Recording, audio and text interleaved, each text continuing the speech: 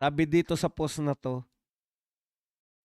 hindi umubra ang panawagan ni Donald Trump. Dismayado si US President Donald Trump matapos hindi umani ng sapat na suporta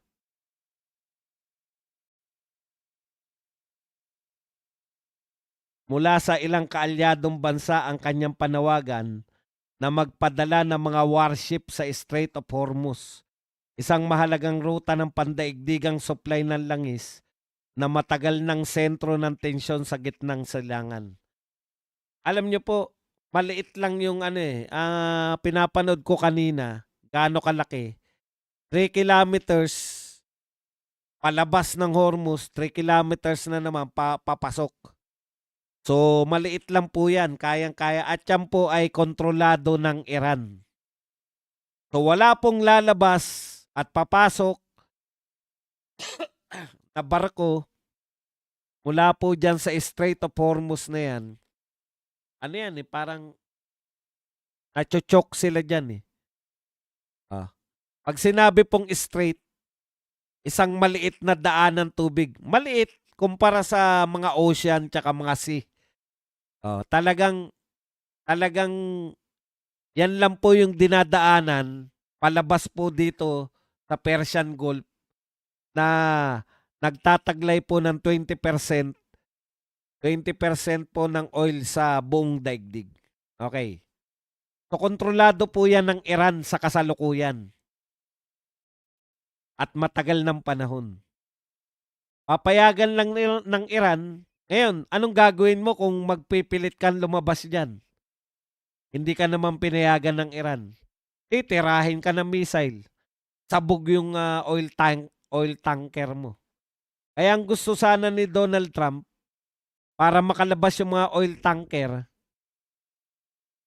escortan ng mga kaalyado niya ng mga warship. War na nga yung Iran eh.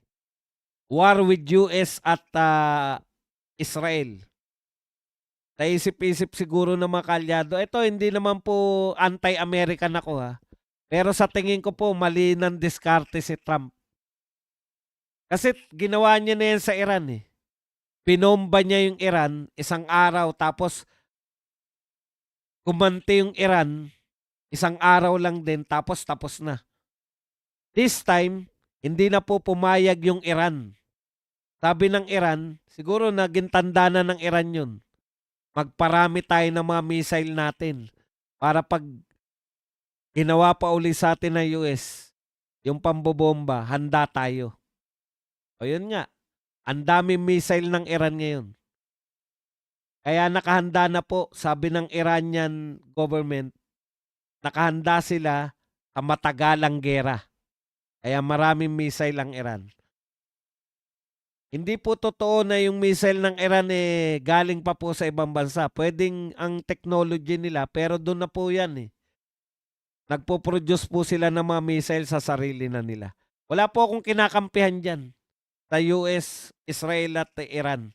Kinukwento ko lang po sa inyo. Kaya nga wala akong sinasabi, eto may kasalanan dahil eto nagpasimula. Wala po. Epekto po. Ang epekto po niyan, 20% ng ating pong oil ng mundo ay galing po dyan sa Strait of Hormuz o dumadaan po dyan sa Strait of Hormuz.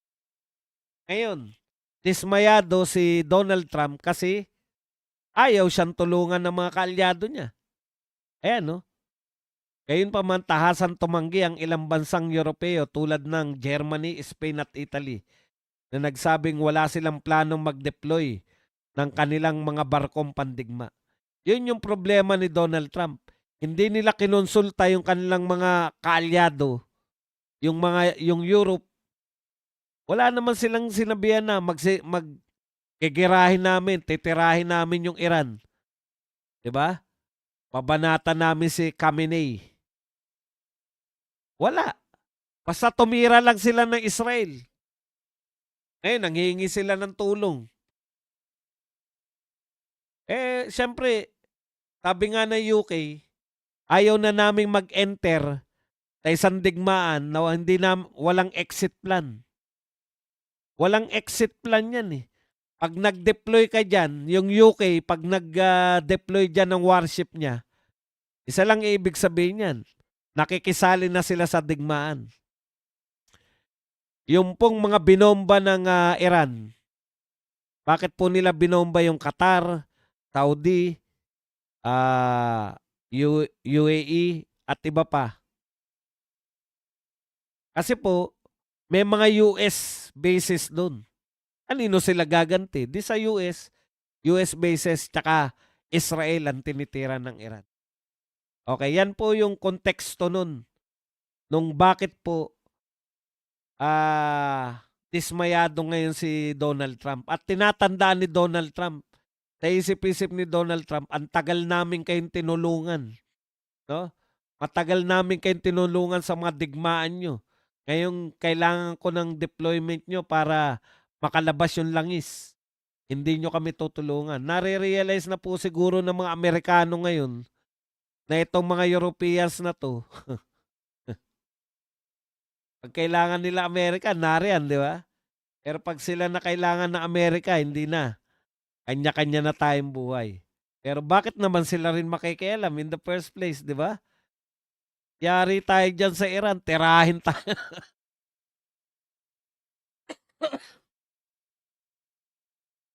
Tirahin tayo ng Iran. At saka siyempre titirahin ng missile 'yan. Bakit ano ba capacity ng mga barko nila? Eh, meron nga nagbo-volunteer, eh. Si ano, nagsalita, eh, may sinabi po 'to si, Gibo Teodoro. Wala lang tayong barkong pandigma, mabuti na lang wala tayong barkong pandigma. Kung hindi magpapadala yata tayo.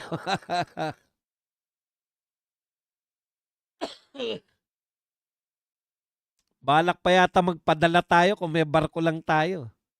'Wag naman.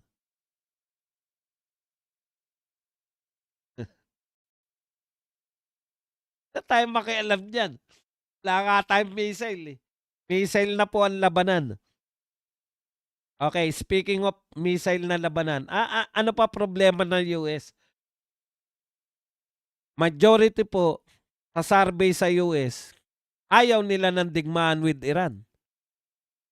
Ang pagkakaiba po ng Iran tsaka US, yung gobyerno po ng Iran, ano po, yung gobyerno po ng Iran, sanay po yan na kung ano sabihin ng gobyerno, yun ang magaganap. Dito po sa US, democratic kasi, may say pa rin yung mga opposition, may say pa rin yung mga tao. O, 'di ba? Ang hirap nun, nakikipaggera ka. Tsaka yung gastos, ang gastos po para sa US. Bakit po magastos para sa US? Una, siyempre kakampi nila Israel. Hindi naman po yung mga missile naman nila hindi naman galing ng USA na mainland USA, eh. Ang layo po nun. Oh, saan po nanggagaling yung mga missile nila? Oh, 'yan through care of ng, Israel. Yung iba naman po dinadala ng ano, mga bomber nila, mga eroplano. At saka yung iba po nasa mga barko nila. Dun nanggagaling yung kanilang mga missile. Kaya mas magastos po sa pagpapadala pa lang ng mga missile, magastos na yung USA. Samantalang yung Iran, dahil hindi naman ganong magastos. Alam niyo po ba yung mga missile po nila na pantira, halimbawa tinitira kayo ng missile, yung pantira po sa mga missile na tumitira sa inyo, milyon po in dollars, bawat isa. Eh, putyan, gastos talaga niyan. Samantalang ang tumitira sa inyo, 10,000, 30,000 lang, 10,000 to 30,000 lang. Kaya po ang USA, gumagastos na po ng 12 billion. Laki ng diferensya.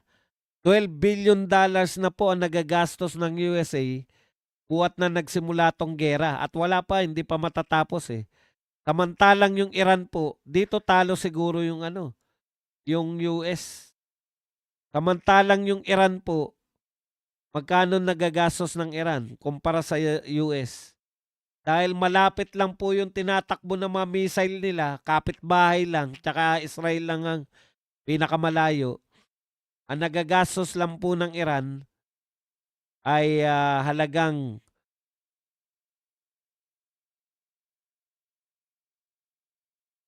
as of now, ang gastos po ng US ay 12 billion. Samantalang ang Iran po, ang gastos po ng Iran ngayon so far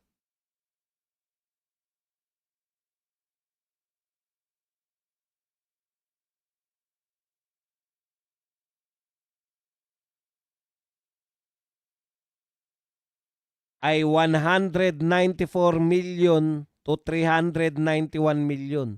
Wala pa pong kalahating bilyong dolyar. So ang laki po ng diferensya sa gastos. Mas high-tech kasi yung mga technology ng US eh. Mas mahal yung missile nila. Biruin nyo, eto po, kung magkano po ang halaga. Meron pong mga missile yung US na milyon bawat isa. Isang putok, milyon ang halaga. Samantalang sa Iran, nagkakahalaga po ng 20,000 hanggang 50,000 bawat isa. Ang layo ng diferensya. Siyempre, mas high-tech sila eh. At saka yung Iran, wala yung pantira.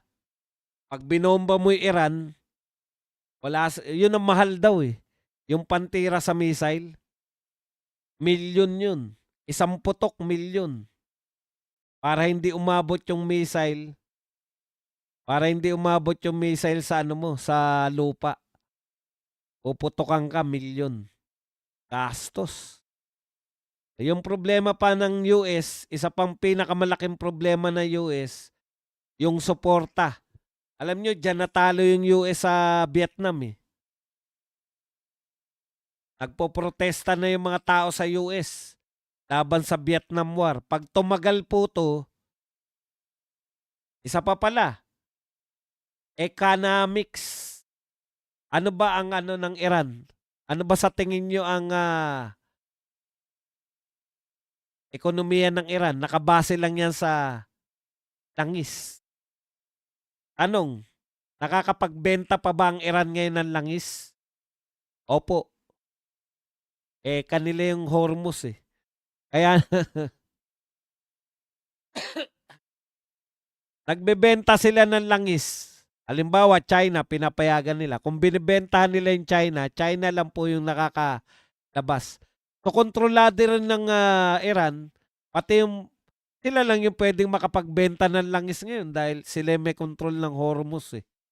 Yung Strait of Hormuz. Kaya malaki pong sakit ng ulo to ni Donald Trump kasi dati ang langis, presyo ng langis 65, 67 per barrel o 70, palagay nyo ng 70.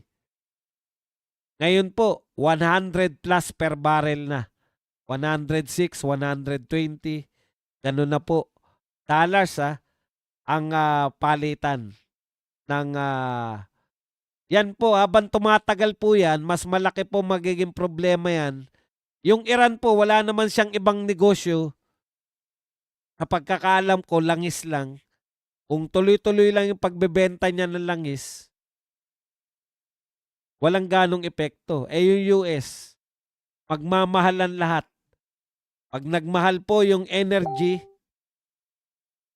pag nagmahal po yung langis, magmamahal po yung gasolina. Mahilig po sa gasolina yung mga Amerikano dahil biyahe po yan, mukhang kotse ang mga yan. Magmamahal po lahat ng mga energy at kung ano pa. Hindi lang po yan, pati po yung pong foods dahil dyan din po dumadaan ang 1/3, hindi, 1/3 ng ating supply. Supply ng buong mundo, 1/3. Supply ng abono. Yan po galing sa Strait of Hormuz. Yan po ang epekto niyan sa mundo. Yang gera na yan, kapagitan ng Iran versus Israel at US, Ayan po ang epekto niyan sa buong mundo. Napakalaki po, hindi lang po presyo ng langis, pati po direkta presyo ng pagkain sa madarating